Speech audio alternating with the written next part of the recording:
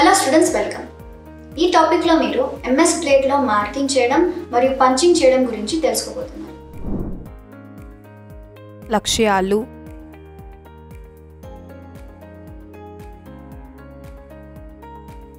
ఈ ఎక్సర్సైజ్ ముగింపులో మీరు వీటిని చేయగలరు. పరిమాణం 150 mm లెంత్, 100 mm విడ్త్ మరియు 3 mm థిక్నెస్ ప్రకారం జాబ్ని సిద్ధం చేయండి. మార్కింగ్ మీడియా, కాపర్ సల్ఫేట్ లేదా చాక్ పౌడర్ ద్రవాన్ని వివరించండి. స్టీల్ రూలర్ మరియు స్క్రైబర్ ఉపయోగించి సరళ రేఖను ఎలా ఉంచాలో వివరించండి. ప్రిక్ పంచ్ మరియు పిచ్ యొక్క ఉపయోగాలను వివరించండి.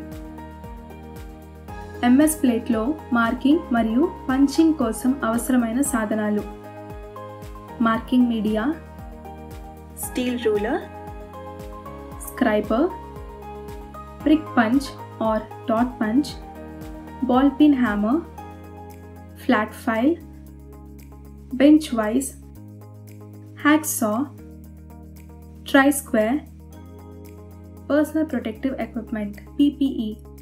ఇప్పుడు మనం ఎంఎస్ షీట్ను ఉపయోగించడానికి మరియు దానిపై మీడియా మార్కింగ్ను చేయడానికి కావలసిన తయారీ విధానాన్ని చూద్దాం. ఈ జాబ్ వర్క్ కోసం 3 mm థిక్ ఎంఎస్ షీట్ తీసుకోండి. షీట్ను వైర్ రూల్తో శుభ్రం చేయండి మరియు ధూళిని తొలగించండి.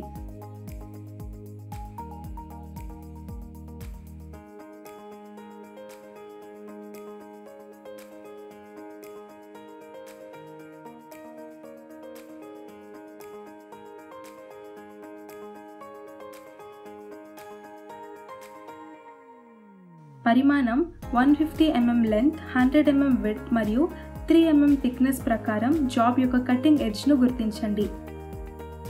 గుర్తించబడిన పరిమాణం ప్రకారం జాబ్ పీస్ను కత్తిరించడానికి మకా మెషిన్ని ఉపయోగించండి. స్మూత్నెస్ కోసం అంచులను తనిఖీ చేయండి. ఫైలింగ్ చేయడం ద్వారా స్క్వేర్ ఎడ్జెస్ను చేయండి. ట్రై స్క్వేర్ ఉపయోగించి స్క్వేర్నెస్ని తనిఖీ చేయండి. స్క్వేర్నెస్ని పరీక్షించిన తర్వాత పంచింగ్ మరియు మార్కింగ్ కోసం జాబ్ను సిద్ధం చేయండి. Copper sulphate or chalk powder ద్రవాన్ని పూయండి మరియు దానిని ఆరనివ్వండి. ఇప్పుడు స్క్రైబర్ మరియు పంచింగ్ను ఉపయోగించి ఎంఎస్ షీట్పై మార్కింగ్ చేసే ప్రాసెస్ని చూద్దాం. షీట్ను ఫ్లాట్ పొజిషన్లో వర్క్ బెంచ్ లేదా వర్క్ టేబుల్ పై ఉంచండి.